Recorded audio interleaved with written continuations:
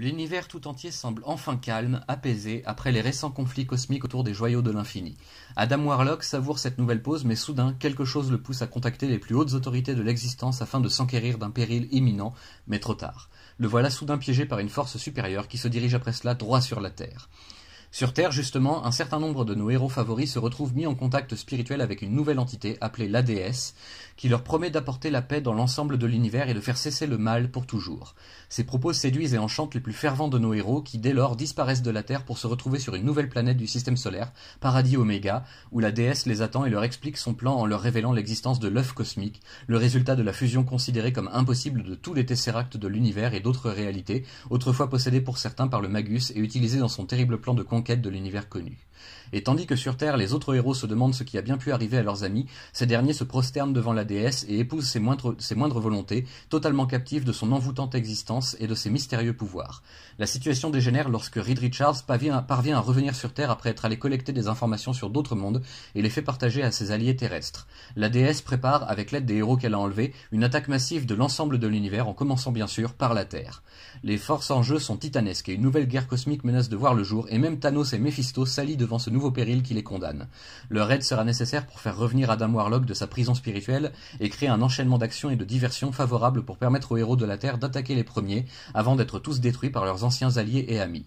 C'est là que le terrible plan de la déesse se dévoile enfin dans toute sa grandeur et son horreur. Pour répandre la paix absolue et parfaite dans tout l'univers, elle a l'intention de se servir des immenses pouvoirs de l'œuf cosmique pour détruire ce plan d'existence et de la réalité, afin d'en recréer un nouveau vierge de toute impureté.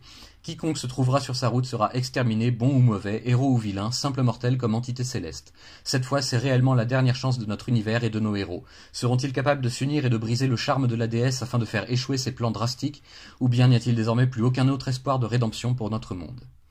Ce troisième et dernier plan de la trilogie de l'infini originelle de Jim Starlin et Ron Lim est apparemment le moins apprécié de tous, et pour cause, il est sorti à une époque où les meilleurs dessinateurs de la jeune génération fondaient Image Comics et révolutionnaient l'industrie comme jamais auparavant, pour le meilleur ou pour le pire selon les points de vue.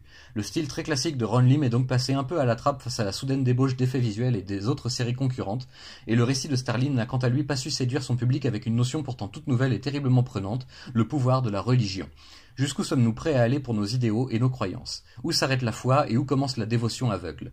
Si la mort et le pouvoir étaient les concepts absolus des deux premiers volets de la saga, la religion et ses travers extrêmes sont ici le cœur de l'histoire de Starlin, qui y transmet toutes ses angoisses et tous ses doutes. Le plan intellectuel sur lequel se joue cette partie n'a pas convaincu le lectorat de l'époque en 93, mais devient soudain terriblement actuel et approprié pour nos années 2010 très chargées en la matière. J'espère donc de tout cœur que cette histoire a su trouver un nouveau souffle et une nouvelle considération auprès du public plus jeune comme des amateurs éclairés de toujours, car s'il est vrai qu'il s'agit peut-être de la moins spectaculaire des trois sagas, elle n'en reste pas moins la plus intime et importante aux yeux de son créateur sur le moment.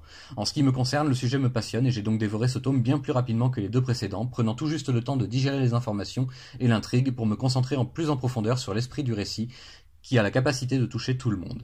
Starlin émet même directement en direction du lecteur à travers certaines cases qui brisent complètement le fameux quatrième mur de la perspective narrative, s'adressant à nous quelle que soit notre époque et notre situation. Jusqu'où sommes-nous prêts à aller pour connaître la paix absolue et parfaite? Tout est affaire de perspective et de point de vue sur la question, fonction de nos convictions spirituelles et religieuses ou simplement intellectuelles. Et ça, Infinity Crusade parvient à le faire comprendre mieux qu'un cours de philo.